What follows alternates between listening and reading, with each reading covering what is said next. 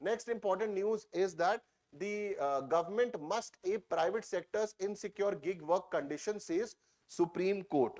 Okay. So in this news, prelim decodes gig workers. They are individually engaged in the gig economy. So what is gig economy? For example, the people, your Zomato delivery boys, okay, your Swiggy delivery boys, people who work on day to day on construction, like construction workers who find day to day jobs. They're not part of the formal economy in the sense. They are part of the unorganized sector, if you see, because they might not be getting this PF and all those things when we work formally with a company, when we work in an organized sector. So they might be part of an organized sector, but their conditions remains like an organized one only.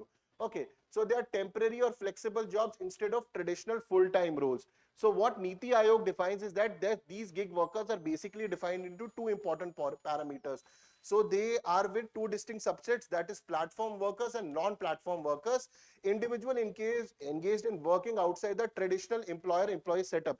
For example, say I am working at Insights IAS, this is a employer-employee setup. Now gig worker would be that Zomato person coming and delivering food, or that Swiggy workers coming. These are all gig workers. They have this flexible work shifts and they have temporary roles. Since they are temporary, they are exploited a lot also. In around, I think in New Year Day, a news came that a person was continuously delivering food items around Diwali for 24 hours to 48 hours, and the amount of money he made was around 320 rupees. And that post went viral, that a person who is working around for 48 hours during the Diwali, just making 320 rupees, and the amount of goods he had delivered was in lakhs. So that is the problem in gig workers. They are highly exploited. Now private companies are exploiting them, that we can understand, because the goal is profit. But the Supreme Court has given important statements on that also. But government doing is, that should not be there, because government goal is not profit, but it is the improvement in standard of living, socio-economic conditions, and many other things. Now coming back to these gig workers, they are of two types: platform workers and non-platform workers. Platform workers like be Amazon, it can be Uber, it can be Amazon, Uber, or for one more example can be Urban Clap. For example, in Urban Clap, if you're trying to get a person for a haircut or a masseuse, or Amazon, the delivery person coming and everything. Now this depends upon uh, that utilize online algorithm matching platforms like Amazon, Uber, like Urban Clap. You're booking something for the cleaning of your kitchen and everything. So they will try to find out who is available, and then you will get your order, and then you will start doing your duty. So this is also example of gig worker. Now this is so Urban Clap is there, gig worker is there. For example, a hairdresser is there. So hairdresser, Urban Clap, and you. So Urban Clap is the aggregator. Okay, so it would be taking commission. So these people are not employees of Urban Clap. Okay, they will not be getting PF and insurance and all those things. So these are gig workers, who have temporarily or they have put their papers, or they have some kind of agreement with Urban Clap that if this kind of duty comes, we'll go. So if the 100 rupees is charged, 40 rupees or 30 rupees will go to Urban Clap, and 40-60 rupees will go to them. So these are the gig workers. Okay, the other are not platform workers, like construction day jobs. For example, you are constructing a job, and the workers come on day to day basis. Sometimes these workers keep changing, so they work on day to day basis. Whoever comes, they will go and work. So this is also kind of gig workers only. So India has the fifth largest population of gig economy workers, and by 2023 this could improve to the third place. So in this condition, it becomes very important that we have laws related to gig workers, and most importantly, government take care of all these people. Okay, so in this context, Supreme Court criticized the government of adopting exploitative employment practices since seen in the gig economy. Now private sector doing it for profit, we can still, there is still a problem, but we can understand it. But government doing that does not go very well. So Supreme Court has emphasized that we need to have uphold fairness and justice in the employment. We'll talk about this is related to one gardener.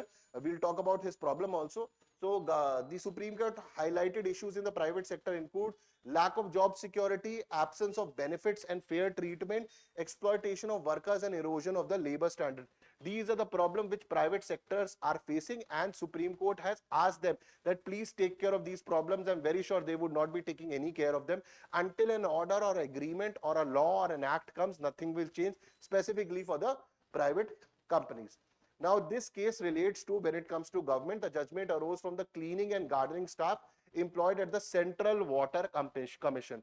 Now what happened is that CAT, which stands for Central Administrative Tribunal, and Delhi High Court, they said that this person was from a contract, okay, but he was working for a very long period of time.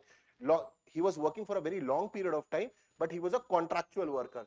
So CAT and the Delhi High Court said it classified them as part-time workers, cited absence of sanctioned post and non-fulfillment criteria of regularization.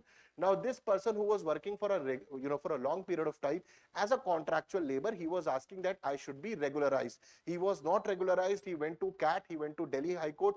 He lost the cases because Delhi High Court and CAT said, as per the the order of the advertisement, you do not fulfill the eligibility criteria.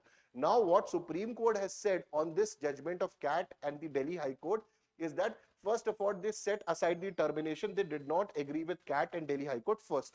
Second, ordered immediate regularization based on long-term services and indispensable duties which this person has done, that he has worked for a long period of time and done indispensable duties for the organization.